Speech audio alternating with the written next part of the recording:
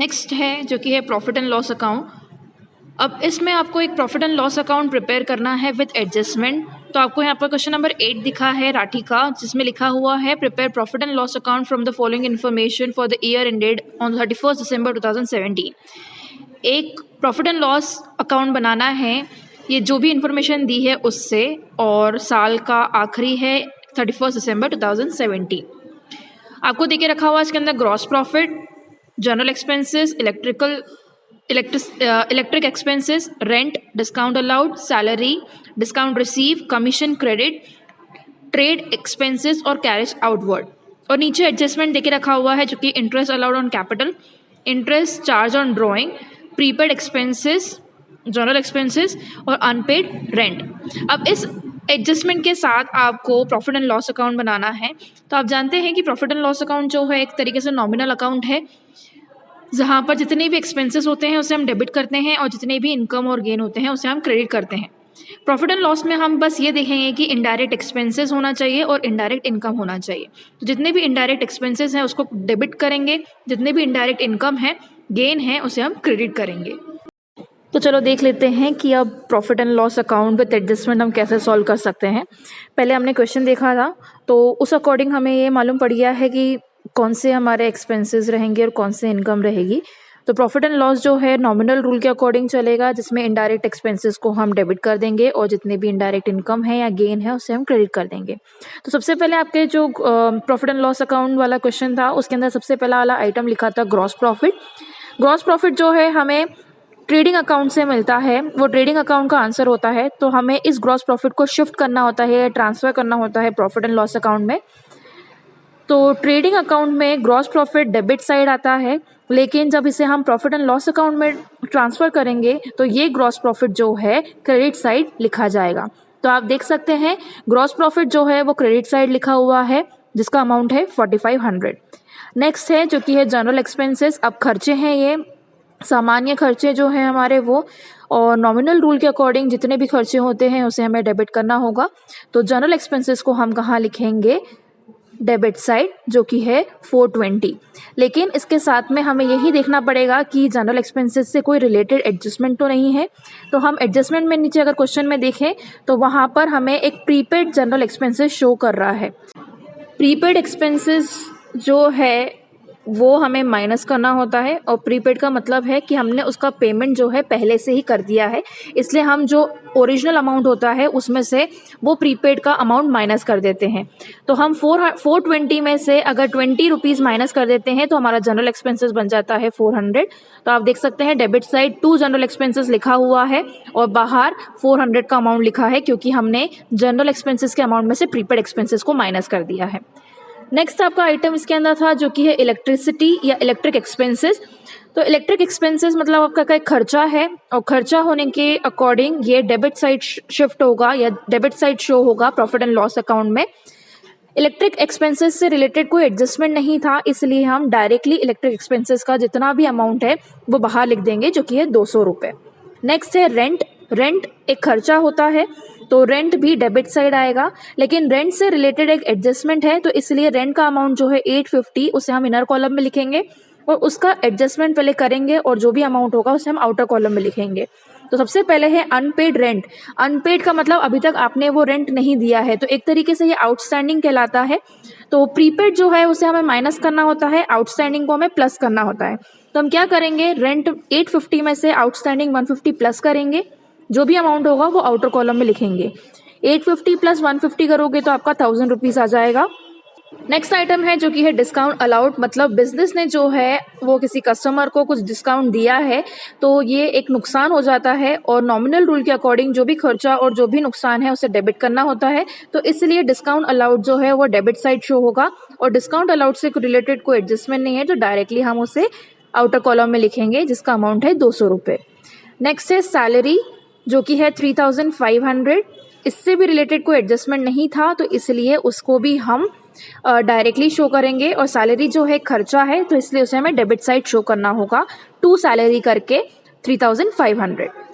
उसके बाद है डिस्काउंट रिसीव। मतलब बिजनेस ने कुछ लिया था और सामने वाले इंसान ने उसको डिस्काउंट दिया है, तो डिस्काउंट रिसीव हुआ है।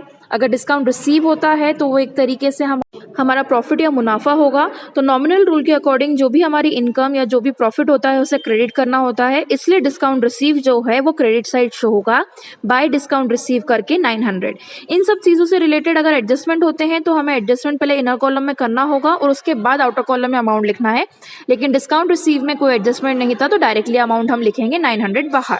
उसके बाद है कमीशन, और डायरेक्टली इस कमीशन में आपको क्रेडिट लिखा हुआ है तो इसे हमें क्रेडिट साइड शिफ्ट करना होगा, क्योंकि क्रेडिट का मतलब है कि कमीशन हमें रिसीव हुआ है, मतलब इनकम हमें मिली है, तो इनकम आ रही है तो उसे हमें क्रेडिट साइड शो करना होगा जो कि है 500। नेक्स्ट है ट्रेड एक्सपेंसेस, और ट्रेड एक्सपेंसेस का अमाउंट है 200। इससे रिलेटेड कोई एडजस्टमेंट नहीं है, अब क्योंकि खर्चा है तो डेबिट साइड शो होगा, तो इसलिए ट्रेड एक्सपेंसेस को डेबिट में लिखोगे और डायरेक्टली अमाउंट 200 बाहर आउटर कॉलम में लिखेंगे। कैरेज आउटवर्ड जो है वो भी उसका मतलब है कैरेज ऑन सेल्स, और प्रॉफिट एंड लॉस अकाउंट में हम कैरेज ऑन सेल्स लिखते हैं। कैरेज ऑन परचेज जो है वो ट्रेडिंग अकाउंट में शो होता है। तो कैरेज ऑन सेल्स जो है उसका अमाउंट है 100 रुपीज़, वो हम डेबिट साइड इसे शो करेंगे।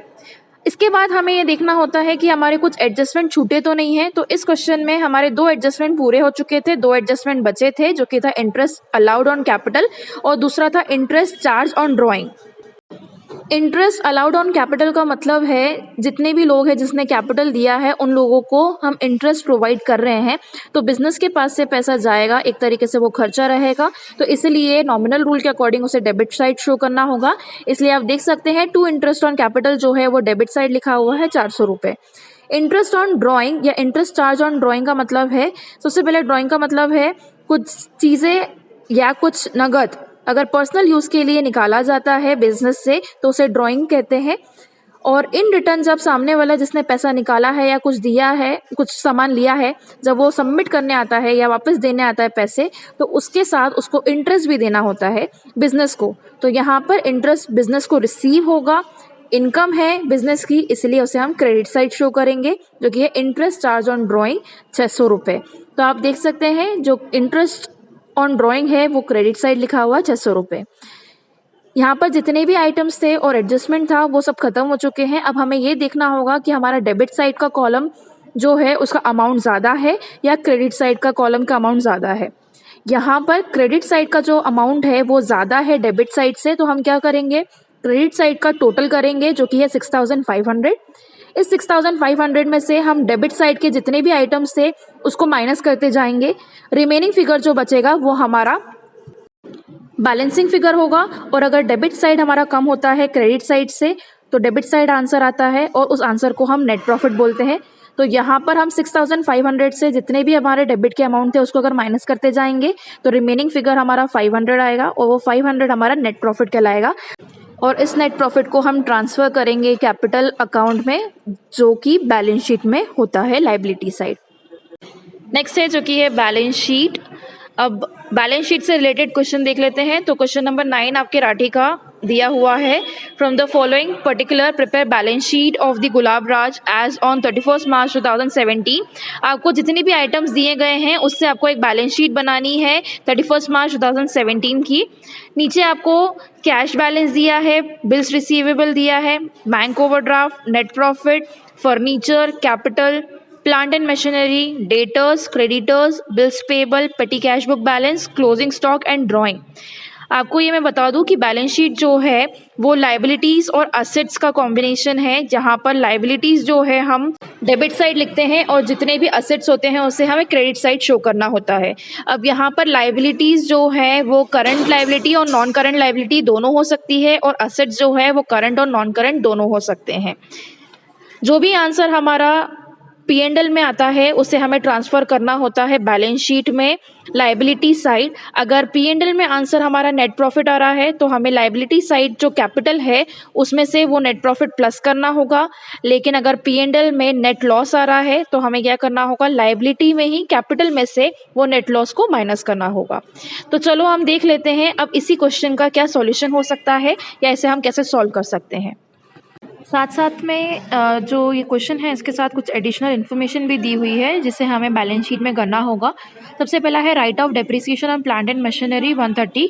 इसका मतलब है जो प्लांट एंड मशीनरी थी हमारी असेट जो है प्लांट एंड मशीनरी, उसमें से डेप्रिसिएशन माइनस करना होगा और जो भी अमाउंट आएगा उसे आउटर कॉलम में लिखना है।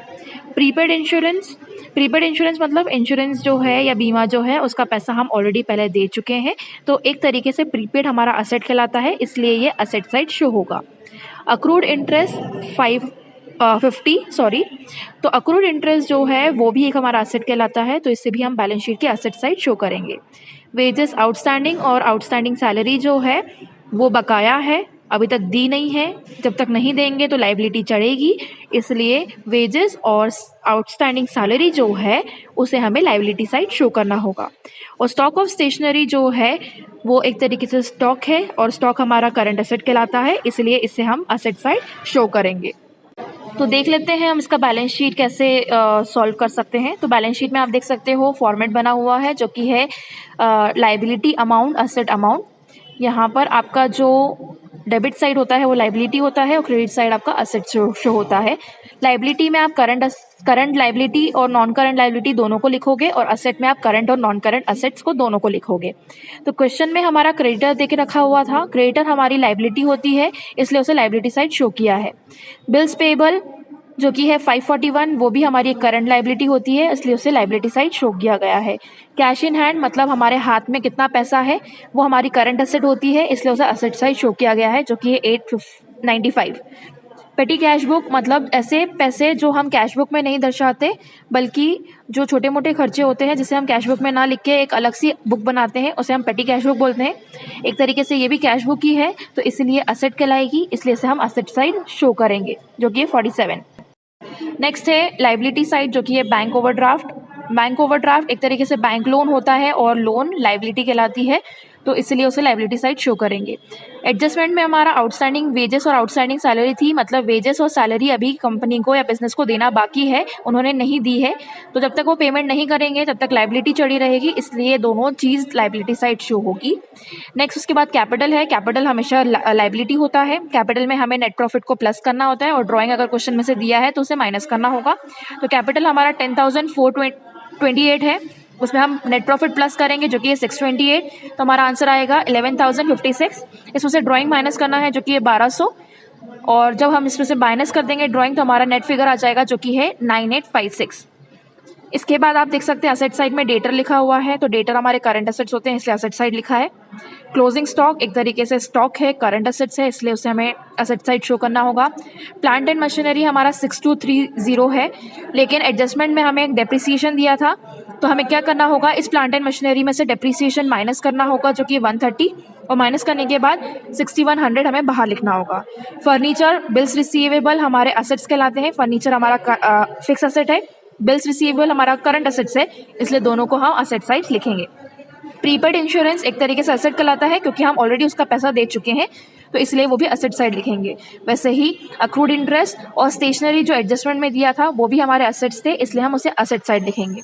इसके बाद हमें क्या करना होगा, हमारे लाइबिलिटीज़ और असेट्स को टोटल करना होगा और हमें ये देखना होगा कि हमारे दोनों जो लाइबिलिटी है और असेट जो है वो मैच कर रही है या नहीं, मतलब दोनों का टोटल इक्वल आ रहा है कि नहीं।